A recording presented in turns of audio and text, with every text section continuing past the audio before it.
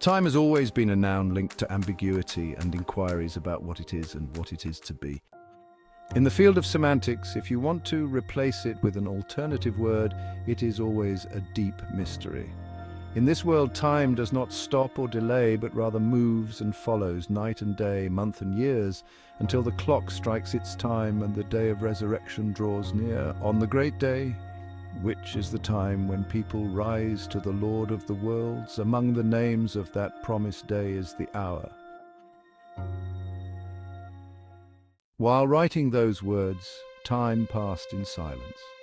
I felt my heart with every passing second like grains of sand falling from a bottle, each grain bringing me closer to the date of departure, the departure from this mortal life to rest, according to the concept of time equivalent to 1,000 years of what we live.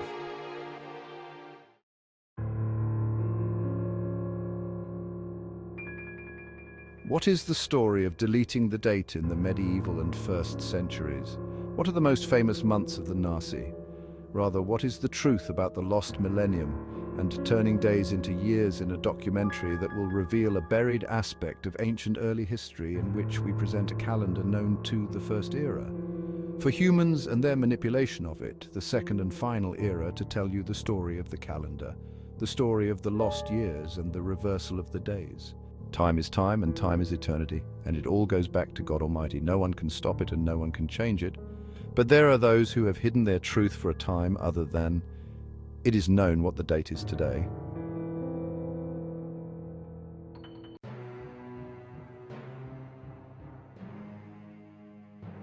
The Western world owes the Roman Christian calendar, while the Berbers and Chinese adopted their own history, as was the case for the Egyptians and Greeks. As for the Muslims, they adopted the Hijri date to know the days and years, marking their own time.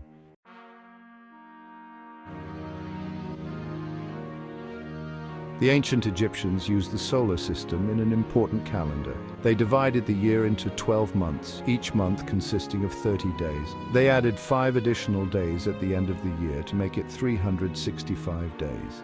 The year was divided into 3 seasons: flood, growth, and harvest. They also had a calendar astrologically dependent on the movement of the stars and planets, such as the star Sirius, which was considered an indicator of the beginning of the new year by appearing directly before sunrise.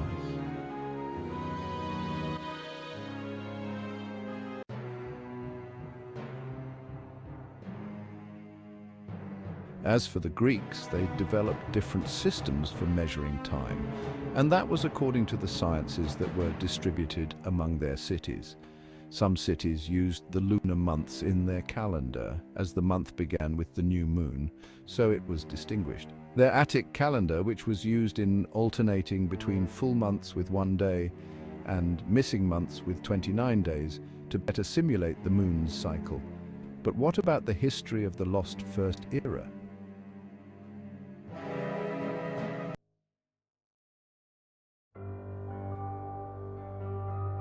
After the end of the first era of humans, a large part of civilization disappeared, and all of the early sciences were lost after the Great Flood, which to this day we have not come to understand. The pyramid is the best evidence and proof, marking a period known scientifically as the unknown or deep history. Some documents of the Scottish Lodge revealed a few of its secrets more than 100 years ago. These days, a large part of it has become known as the Forbidden History, which forbade what was in it, thus revealing the truth of the earth. The first sciences destroyed the matrix on which the 9 stones were based to hypnotize people, and with the loss of the first civilization, the basics of time calculation were lost. So the second era began after years, with ignorance after knowledge. The counting of years began after the flood, and this great event was made the center of the beginning of the second era, as if the earth had been born again, so the years of the era began. The first is unknown, after the passage of generations and the succession of societies, and the truth was mixed with legends and the story of stories about an era that was beyond imagination.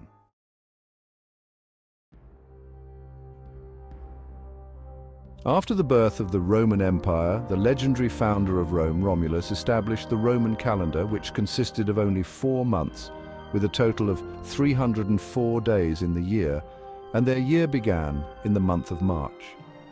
As for the months of January and February, they were considered a winter period, not counted within the year. After the ancients learned that the year has 12 months, which is the number of months with God, the Romans came to establish an incorrect calendar, so the days and months were mixed with it. What was the first month became considered the third, and that was 2,800 years ago from now. In the 7th century BC, astronomical calculations became inaccurate. They learned from the movement of the sun and moon and their interference with the constellations according to the rotation of the dome with the stars that it did not apply to their calendar calculations. So King Numa Pompilius, the second ruler of Rome, hired an elite group of astronomers to study the movement of the zodiac signs. He confirmed that there were 2 missing months from the year, making the calendar incomplete. It applies to the positions of the moon in the field of zodiac signs. Then they added the months of January and February, so the total days of the year will become 355 days. This calendar was mainly lunar, with an additional month added every few years to correct the differences between the lunar year and the solar year. Although this correction restored the missing months, it was not accurate. If Saturday became Tuesday or Friday became Tuesday in the calendar, days were lost between months and years, sometimes by deletion and sometimes by additions. The story will not stop here, but rather begins from this point.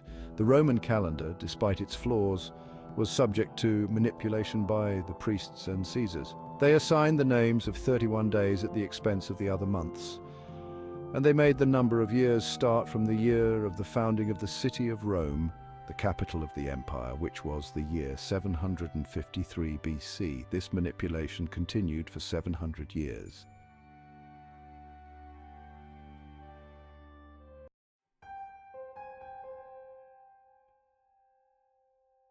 In the year 46 BC, Julius Caesar reformed the calendar with the help of the Alexandrian astronomer Sosigenes. Egyptian manuscripts dating back to the beginning of the Second Era revealed dates, events, and narratives about the first era of mankind before the flood. However, they also contained distortions. The Reformation introduced the solar calendar instead of the lunar one, making the year 365 days and a quarter divided into 12 months. The first year of the Julian calendar was modified in relation to Julius Caesar due to accumulated deviations, and the leap year was introduced every 4 years. The Romans named some of their most famous people after their idols, similar to the Greeks with the planets. These pagan names are still used today in months, planets, and holidays. The first month of the year was named January, after Janus, the idol of gates and beginnings.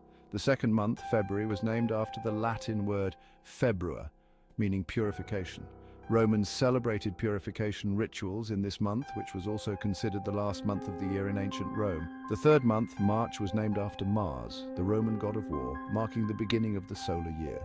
April was derived from aperire, meaning to open, symbolizing spring. May was named after Maia, a goddess associated with Mercury, and June after Junius, meaning youth in Latin. July was named after Julius Caesar, and August after his adopted son, Augustus.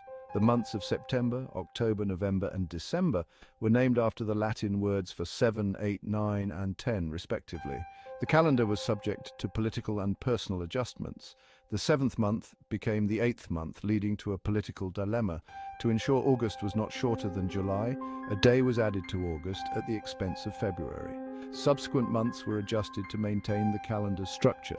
The focus on the ancient Roman calendar is due to its influence on the modern calendar. The Julian calendar, based on the founding of Rome, became the standard. In the 6th century AD, political motives led to the distortion of the birth date of Christ, shifting it from spring to winter, creating the period known as before and after Christmas. The birth of Christ was not exactly 24 years ago due to calendar adjustments. The current year, 2024, is a result of added and removed years, modified months, and mixed days. According to the Roman calendar, this year would be 2777. In Berber history, it is 2974. In the Islamic Hijri calendar, it is 1445. And in Hebrew history, it is 5734. Egyptian history dates back over 15,000 years.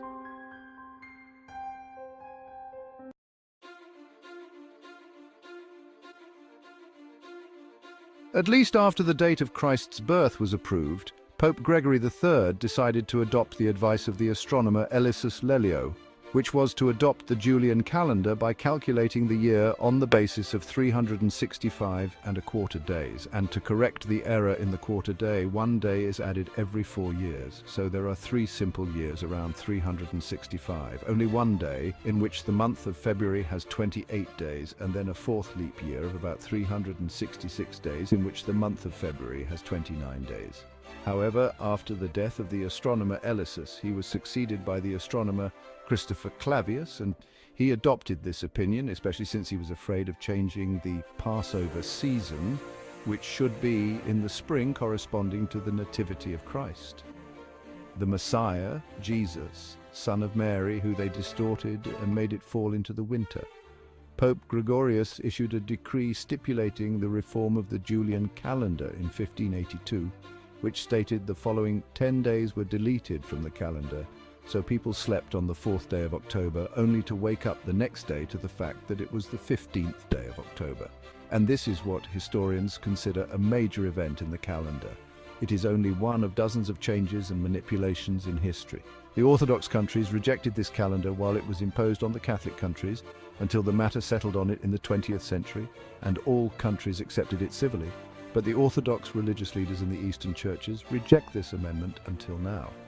This amendment to the Julian calendar became known as the Gregorian Calendar, and Western Christians took December as the date to celebrate the date of the birth of Jesus, peace be upon him, while Eastern Christians adopted January 7th as their birthday.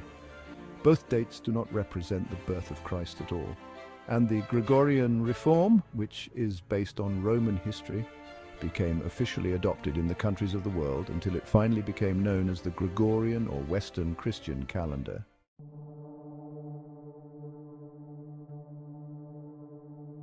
In the next documentary, I will talk about the hidden truth of pharaohs, that they hide it from you. The ancient civilization of Egypt has always been shrouded in mystery and awe.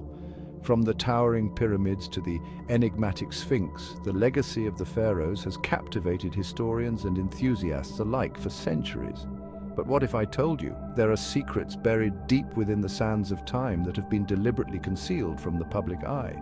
Unraveling the enigma of the pharaohs goes beyond just their monumental architecture and grandiose tombs.